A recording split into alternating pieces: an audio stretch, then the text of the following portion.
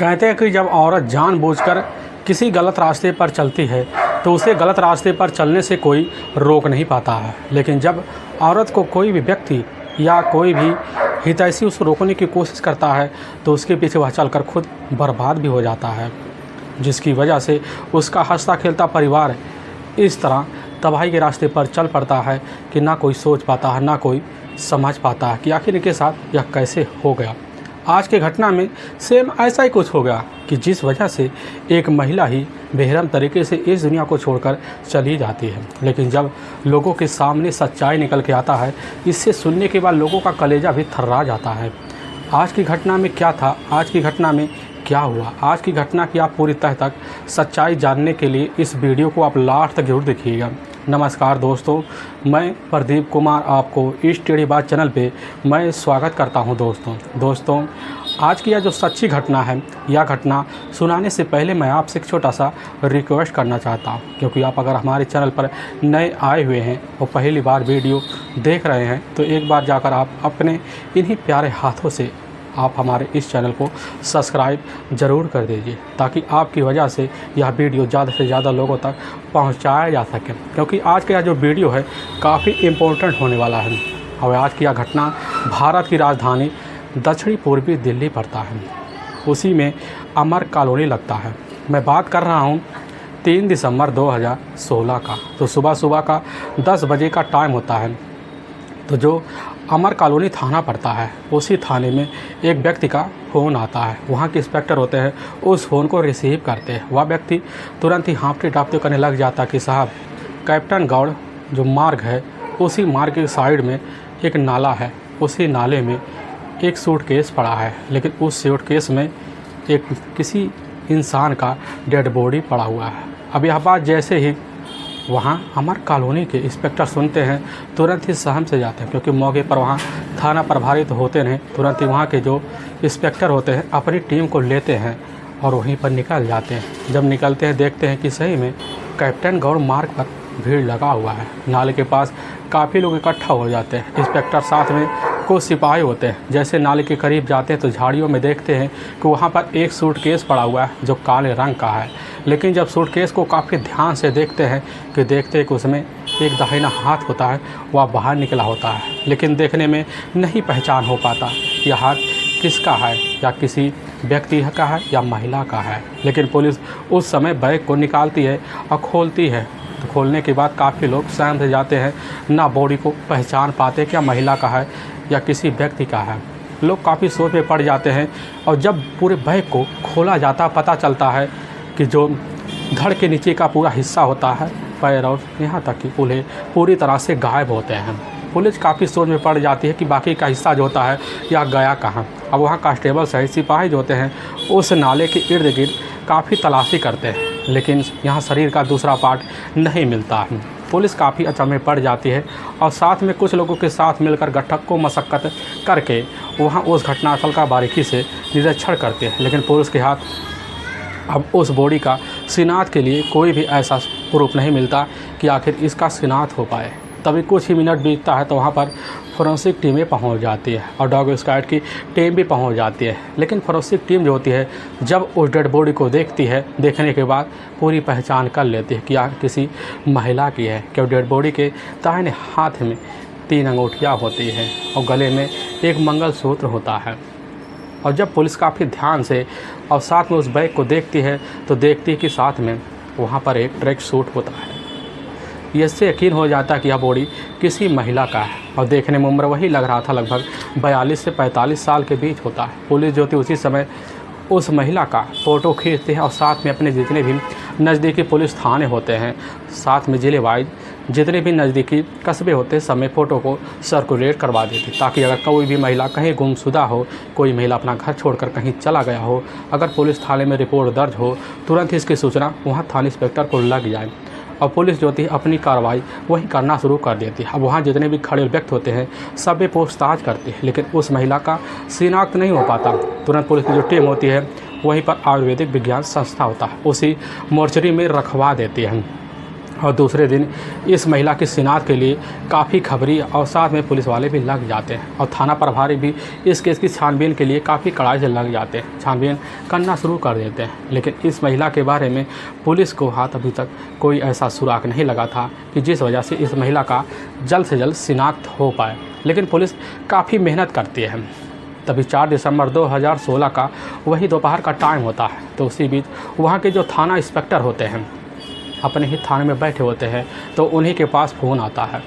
एक व्यक्ति उनसे कहने लग जाता है कि साहब, श्रीनिवास क्यों ब्लॉक जो पड़ता है और ठीक उसी के पास एक मंदिर है और वहीं पर 2 नाले छोटे छोटे बह रहे हैं और उसी में एक बैग पड़ा है, लेकिन उसी में किसी महिला का पैर का बाकी हिस्सा पड़ा हुआ है। और पुलिस को यह जैसी खबर लगता है तुरंत ही अपने दल बल के मोबिलिटी है लेने के बाद 10 मिनट के अंदर उसी समय दोबारा दूसरे घटनास्थल पर पहुंच जाती है, क्योंकि वह घटनास्थल की जो दूरी होती है पहली घटनास्थल से लगभग मात्र आधा किलोमीटर का होता है। इसीलिए पुलिस का जो शंका होता है यकीन में इस तरह बदल जाता है कि पुलिस को पूरा यकीन हो जाता है कि हो ना हो जो महिला का धड़ मिला हुआ था या पैर उसी महिला का हो सकता है। अब पुलिस जो होती है वहाँ जब बैग की निगरानी करती है, जब निगरानी करना शुरू कर देती है तो उसी में बिछिया मिलती है। अब पुलिस को पूरा यकीन हो जाता है कि यह जो पैर है किसी महिला का है। लेकिन पुलिस वहाँ जितने भी खड़े व्यक्ति होते हैं सबसे पूछताछ शुरू कर देती है। कोई भी व्यक्ति जो होता है वहाँ अब जो होता है शिनाख्त करने के लिए तैयार भी नहीं होता। पुलिस काफ़ी सोच में पड़ जाती है और तुरंत वहाँ पर काफ़ी फोरेंसिक टीम भी आ जाती है, यहाँ तक कि डॉग स्क्वाड की टीम आ जाती है। अपने तरीके से वहाँ उस घटनास्थल का निरीक्षण करना शुरू कर देते हैं। करने के बाद पुलिस जब पूरा यकीन हो जाता है कि अभी तक शिनाख्त नहीं हो पाया है, तुरंत ही पुलिस जो होती है अब उसी जहाँ पर महिला का धड़ रखा हुआ था वहीं पर वह पैर उसी मोर्चरी में रखवा देती है। और पुलिस जो होती है इस केस की छानबीन करने के लिए काफ़ी कड़ी टीमों का गठन कर देती है और लग भी जाती है। और जब लग जाती है पुलिस की जो टीम होती है इस केस की खुलासे के लिए उसी समय नामजद आरोपी हत्या का मुकदमा दर्ज कर लेती है ताकि इस केस को जल्द से जल्द सोल्व किया जाए। अब पुलिस के सामने सबसे बड़ा जो चैलेंज बन गया होता है, यह बन गया होता है कि आखिर यह महिला थी कौन और रहने वाली कहाँ की थी। लेकिन पुलिस के सामने जब यह चैलेंज बनता है तो पुलिस की जो टीम होती है खबरियों को और अलर्ट करार देती है ताकि जल्द जल्द इस महिला का शिनाख्त हो सके और खबरी लग जाते हैं। अभी एक व्यक्ति जो होता है उसी अमर कॉलोनी में आता है और वहाँ थाना प्रभारी के सामने कहने लग जाता है, इस महिला को हम थोड़ा बहुत तो पहचानते हैं, यह महिला तो अन्नू है जो असल में 10 घरा गढ़ी की रहने वाली है और इसका एक अपना खास रिश्तेदार है जो सहारा जो सिनेमा है उसी के सामने एक देसी चाउमीन की दुकान लगाता है परवीन, और वह उसको काफ़ी अच्छी तरह से जानता है। और पुलिस जैसे उस व्यक्ति से अब परवीन के बारे में और साथ में इस महिला अन्नू के बारे में जानकारी थोड़ी बहुत पाती है तो पुलिस की जो उम्मीद होती है वह जग पड़ती है कि हो सकता है इसमें कोई हमें सुराग ज़रूर मिल जाए। और पुलिस जो होती है उसी समय उस व्यक्ति को अपने साथ लेती है। लेने के बाद अब परवीन कुमार के पास पहुंच जाती है। परवीन जो होता है अपना वहीं पर रेडी लगाकर मौके पर खड़ा होता है। पुलिस उसी से पूछना शुरू कर देती है और फ़ोटो दिखाती है। तुरंत ही देखता है परवीन तो फ़ोटो देखकर पहचान लेता है, कहने लग जाता है कि साहब यह तो अनारकली उर्फ अन्नू है जो हमारे ही रिश्ते में हमारी मौसेरी सास लगती है। और पुलिस जैसे इतना पता पाती है कि आखिर में अनारकली उर्फ अन्नू इनका कोई रिश्तेदार है तो पुलिस जो समय परवीन को लेने के बाद अब 10 घरा घड़ी पहुंच जाती है। पहुंचती है गली में तो वहां पर एक बड़ा सा मकान होता है, उसी मकान में लगभग 40 कमरे होते हैं। पुलिस की टीम जो अब उसी कमरे पे जाती है लेकिन देखती है कि ताला लगा हुआ है। लेकिन पुलिस जब वहां खड़ी होती है तो कमरे के अंदर से कुछ गंध आ रहा होता है। पुलिस को शंका होने लगता है कि हो सकता बॉडी के कुछ जो पार्ट हो इसी कमरे में रह गए हों। पुलिस उस ताले को तोड़ती अंदर घुस जाती है तो देखती है तो वहाँ तो किचन में मौके पर मछली जो होती है पूरी तरह से एक ऐसी अवस्था में आ जाती पूरी तरह से जो गंध मार देती है। लेकिन पुलिस जब उस कमरे की तलाशी लेती है तो कमरे में किचन होता है। उसी किचन में मौके पर तेजधार हथियार 3 पड़े होते हैं जो पूरी तरह से खून से लथपथ होते हैं। और जब दीवारों को देखती है दीवारों पे देखा जाता है कि दीवारों पर खून के काफ़ी सारे छींटे पड़े होते हैं। और पुलिस का जो शंका होता है वह पूरी तरह से यकीन में बदल गया होता है कि जो भी इस कमरे में रहता होगा व्यक्ति उसी ने ही अनारकली के साथ यह सब हस्र किया होगा। और पुलिस वहाँ जितने भी खड़े व्यक्ति होते हैं सभी पूछताछ शुरू कर देते हैं। तो वही उसी में से एक महिला होती है, कहने लग जाती कि साहब असल में यहाँ अन्नू जो होती है अपने किसी एक नए पति के साथ लगभग कई सालों से यहाँ रह रही है। लेकिन हाँ 1 दिसंबर को उसको हमने अपने पति बलराम के साथ लास्ट बार देखा था, लेकिन तब से ना उसके पति बलराम का अता पता नहीं चल रहा है।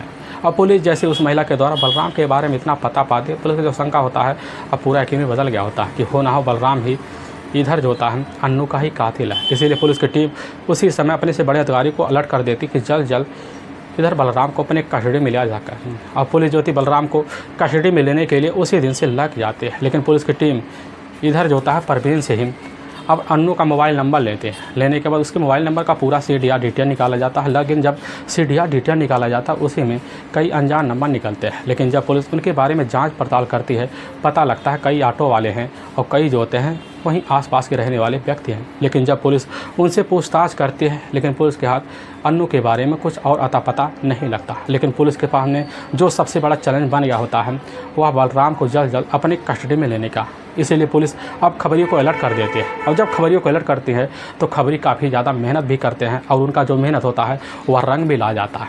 तभी 7 दिसंबर 2016 का वही लगभग दोपहर का टाइम होता है। उसी दिन खबरी को पता लग जाता, और खबरी के द्वारा यहाँ थाना इंस्पेक्टर को पता लगता है कि इस समय बलराम जो होता है, जो दिल्ली का जाना माना नेहरू पैलेस फंसता है, और उसी के पास मेट्रो पिलर है, वहीं पर मौके पर बलराम खड़ा हुआ है। और पुलिस की टीम जैसे पता पाती है तुरंत बलराम को वहीं से धर दबोच के थाने लाती है, और उसी के सामने वही CDR डिटेल और साथ में जब अपने मनोवैज्ञानिक तरीके से बलराम से थाने में पूछताछ शुरू कर देते हैं, तो पुलिस के सामने अब बिना किसी देरी के बलराम जो होता है अनारकली उर्फ अन्नू की हत्या का जुल्म जो कबूल करता है। इसे सुनने के बाद लोग भी थर्रा जाते हैं। असल में अन्नू जो होती है वह एक चेन्नई की रहने वाली होती है, उसके अपने माता पिता भी होते हैं, यहाँ तक कि भाई भी होते हैं, लेकिन अन्नू का जो परिवार होता है काफ़ी गरीब सा होता है। अन्नू के पिता की बस की बात इतनी नहीं थी कि अन्नू की जो पढ़ाई होती है वो आगे के करवा सकें, लेकिन अन्नू जैसे ही 16 साल की दहलीज पार करती है तो उसी समय उसको पता चलता कि हमारी पड़ोस की रहने वाली कुछ लड़कियां हैं जो दिल्ली में रहकर काम करती है, और उनके परिवार का जो खर्चा होता है उन्हीं की वजह से चल पा रहा है। और इसीलिए अन्नू उनसे जाकर मिलती है। मिलने के बाद जो होता है वह लड़कियाँ अब अन्नू को राय मशवरा देती है कि तुम भी चलो हमारे साथ, हम तुम्हारा वहाँ दिल्ली में काम लगवा देंगे।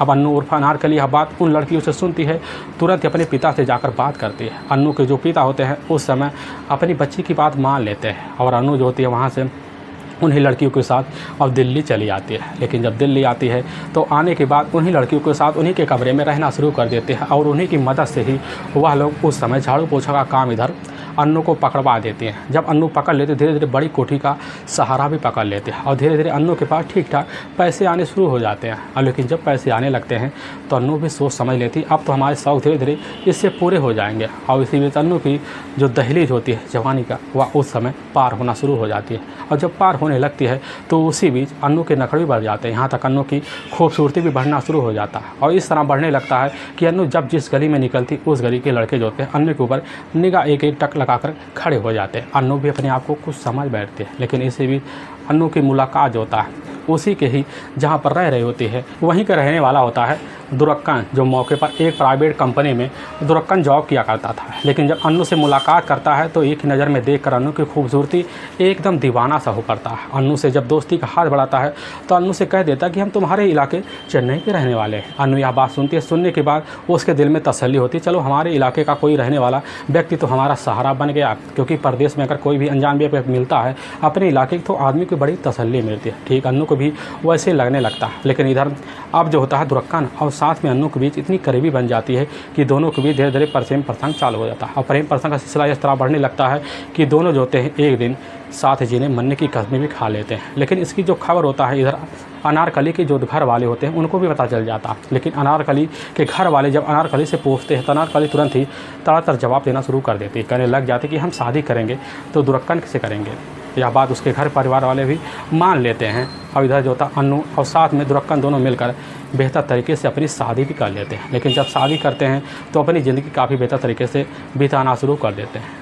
इनका जो ज़िंदगी होता है काफ़ी खुशीमय हो जाता है। अब दोनों जो होते हैं अपना अपना काम करना शुरू कर देते हैं। इसी की वजह से इनके पास काफ़ी सारे पैसे आने लगते हैं। लेकिन कुछ साल तो बीतता है, और इसी बीच अन्नू के पास एक बेटा भी होता है, और उस बेटे का नाम रखते हैं श्रीनिवास। श्रीनिवास जो होता है काफ़ी हँसपुष्ट भी होता है। समय के हिसाब से अपने बेटे के साथ इधर दोनों मिलकर ज़िंदगी बिताने लगते हैं। लेकिन जैसे ही 7 से 8 साल का वक्त बीतता है, उसे भी दुर्गन जो होता है बिना बताए अपनी पत्नी अन्नू को अपने घर छोड़कर वहीं से कहीं चला आता है, लेकिन दोबारा लौट के नहीं आता। इधर अन्नू अब काफ़ी परेशान हो जाती कि आखिर हमें यहाँ कैसा पति मिला जो हमारे साथ इस तरह विश्वासघात कर गई।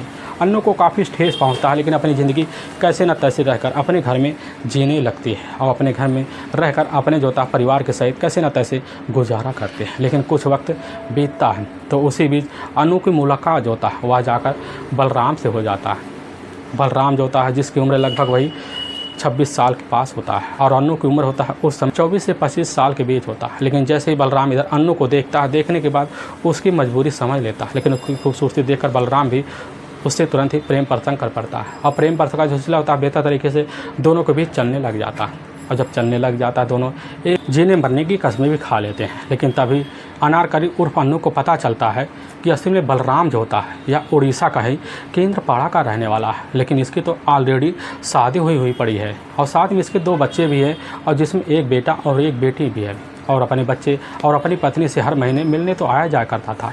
लेकिन जैसे ही पता लगता अन्नू को कोई इसमें ऐतराज़ भी नहीं होता है। अन्नू तुरंत ही और उसी समय प्रेम प्रसंग का जो मामला होता है वह बलराम के साथ आगे बढ़ाना शुरू कर देते हैं और आगे बढ़ाते बढ़ाते कुछ महीने बीतते हैं। तभी जो था बलराम इधर अन्नू के साथ मिलकर अब इन रिलेशन में रहने के लिए पूरी तैयारी कर लेते हैं और जब रहने लग जाते हैं तो अच्छे से जो समय होता है इधर बीतना शुरू हो जाता है। लेकिन अन्नू अपने जो बड़ा एक बेटा होता है उस बेटे को अपने ही मायके में भेज देती है ताकि उसका जो अपना बेटा है अपनी ज़िंदगी अपने ही ननिहाल में रहकर काफ़ी बेहतर तरीके से गुजार जा सके। अब इधर अन्नू और साथ में अब बलराम दोनों मिलकर जो होता है ईस्ट ऑफ कैलाश में एक नर्सरी के पास जो होता है वहीं पर चाय और कुछ समोसे चाय पानी की दुकान लगाना शुरू कर देते हैं और जब लगाते हैं तो वहीं पर उनकी जो दुकान होती है काफ़ी अच्छे तरीके से चल पड़ती है और इस तरह चलने लगती है। उनकी जो होती है दुनिया काफ़ी अच्छे से वहीं बीतना शुरू हो जाता है और ऐसे बीतते बीतते 20 साल का वक्त बीत जाता है। लेकिन जब बीत जाता है तो इधर जो होता है बलराम जब भी अपने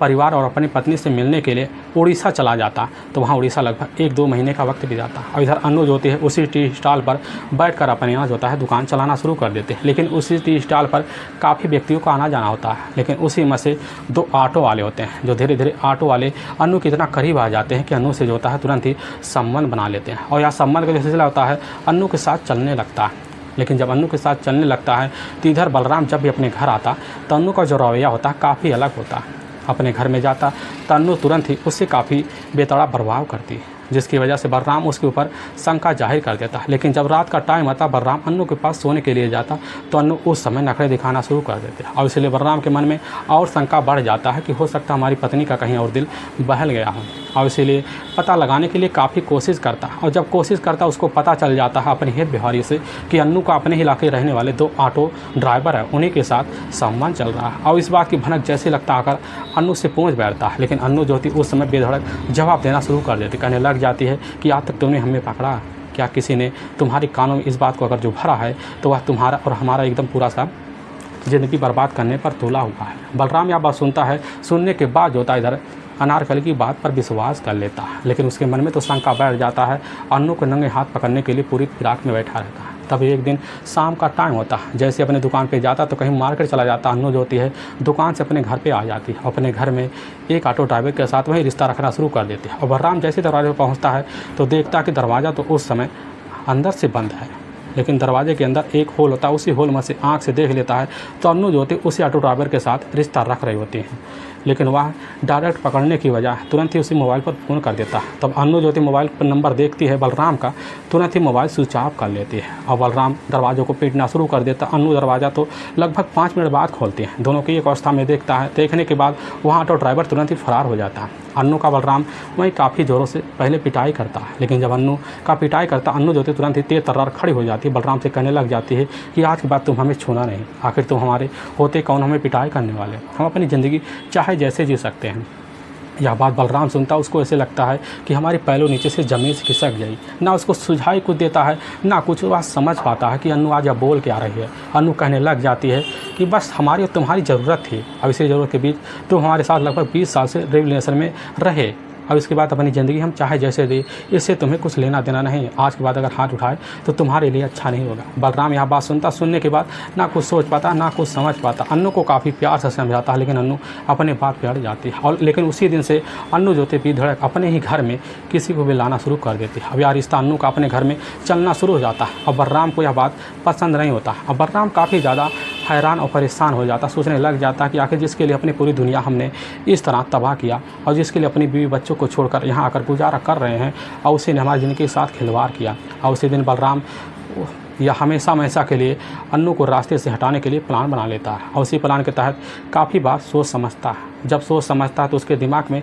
एक ऐसा षड्यंत्र आ जाता है। उसी षड्यंत्र के तहत जो होता है, इधर अब 2 दिसंबर 2016 को ही दोपहर के टाइम में अपने ही 10 ग्राम घड़ी जो कमरा होता है, उसी कमरे पर जब पहुंचता है तो दरवाज़ा खुला होता है। अंदर जाता है तो तुरंत ही अन्नू से उसी समय दोनों ड्राइवर का नाम लेकर झगड़े तकरार शुरू कर देता है। और झगड़े तकरार शुरू कर देता है, इतने जोर झगड़े तकरार होने लगते हैं कि उसी बीच इधर जो था बलराम के हाथ में एक तर्रार हथियार लग जाता। उसी हथियार से अन्नू के सर पर वार कर देता है, जिसकी वजह से अन्नू वहीं हमेशा के लिए दुनिया छोड़कर चले जाते हैं। लेकिन वह समझता हमने बहुत ही अच्छा किया। कुछ देर बैठा रहता, वह सोचने लग जाता कि आखिर अन्नू के बॉडी को हम ठिकाने कैसे लगाएं ताकि हमारा नाम भी ना आए और हम पकड़े भी ना जाए। और बलराम वहीं बैठकर काफ़ी सोच विचार करता है। और अपने ही किचन में जाता, वहाँ पर 3 तेजधार हथियार लेता है, नुकीला हथियार लाता है। और इधर अन्नू के जो बॉडी होता है उसके नीचे वाला जो हिस्सा होता है उसको 3 हिस्से में कर देता है। और बाकी का जो धड़ वाला हिस्सा होता है उसको ले जाकर अन्नू के घर में रखा हुआ एक बड़ा सा सूटकेस होता है, उसमें अन्नू का कपड़ा रखा होता है, उसको बाहर निकाल देता है। और उसी में अन्नू का जो सारा बॉडी होता है धड़ वाला वहीं पर पैक कर देता है। और पैर वाला जो हिस्सा होता है ले जाकर सूटकेस में पैक कर लेता है। और जैसे देखता रात का पूरा पहरा हो गया है तो उसी पहरे बीच अन्नू का धड़ वाला जो हिस्सा होता है ले जाकर डंप करता है। और बाद रिक्शा चलाना शुरू कर देता है और कैप्टन गौड़ा मार के नाले के करीब पहुंचता, देखता कोई व्यक्ति नहीं दिखाई दे रहा और वहीं पर उसी झाड़ी में फेंक कर धड़ सहित बैग सहित वहां से चला आता। अपने घर आने के बाद अपने कमरे में जाता है, उस कमरे का पूरी तरह से सफाई कर देता है। और अन्नू का जो बाकी का जो पैर वाला हिस्सा होता है और उस बैग को लेता है, लेने के बाद तुरंत ही निकल पड़ता है और उसी कैप्टन गौड़ मार्ग पे जाता है। और उसी कुछ दूर पर एक मंदिर होता है, श्रीनिवास जो इलाका पड़ता है, उसी इलाके में पास एक नाला होता है, उसी नाले में ले जाकर इधर पैर वाला पूरा हिस्सा बैग सहित डंप कर देता है और अपने ही घर चलाता है। और सुबह के टाइम जो होता है बिना बताए किसी को वह तुरंत ही फरार हो जाता है। फरार होने के बाद अपने ही एक दूर के रिश्तेदार के यहाँ जाकर टिक जाता है। लेकिन जैसे सुबह का टाइम होता है, सुबह के टाइम जो होता है वह बैग किसी व्यक्ति को दिखाई देता है, क्योंकि उस समय पूरे भारत में नोटबंदी का पूरी तरह से हलचल मचा हुआ था। क्योंकि कई जगह कई सूटकेस मिल रहे थे जिसमें करोड़ों रुपए भरे हुए मिल रहे थे। लेकिन उसी में से सुबह के टाइम किसी व्यक्ति की नज़र जो होता है लालच बस उस बैग पे पड़ जाता है। वह देखता व्यक्ति पास जाता है, उसको खोलता है, लेकिन जैसे ही खोलता है तुरंत ही उसकी आंखें वहीं की फटी रह जाती। वह व्यक्ति बाहर आता है, काफ़ी व्यक्तियों को सूचना देता है, लेकिन उसी में से एक व्यक्ति अपने नज़दीकी पुलिस थाने में सूचना देता है। लेकिन वास्तव में दोस्तों पुलिस के सामने जब यह सच्चाई जो होता है बलराम की तहरीर पर निकल के आता है, ऐसी में पुलिस जो टीम होती है बलराम को ले जाती है, वहाँ के कोर्ट में पेश कर देती है। और कोर्ट में बलराम के ऊपर काफ़ी गंभीर धारा मुकदमा दर्ज करके ले जाकर हमेशा के लिए जेल के सलाखों के पीछे डाल देते हैं। दोस्तों, हम इस घटना का सुनाने का उद्देश्य किसी को परेशान करना नहीं है और ना ही किसी के दिल को ठेस पहुंचाना है, बल्कि आपको यह बताना है कि आप जहां भी रहें आप सावधान और सतर्क जरूर रहें। दोस्तों फिर मिलेंगे नए वीडियो के साथ, तब तक के लिए जय हिंद और जय भारत।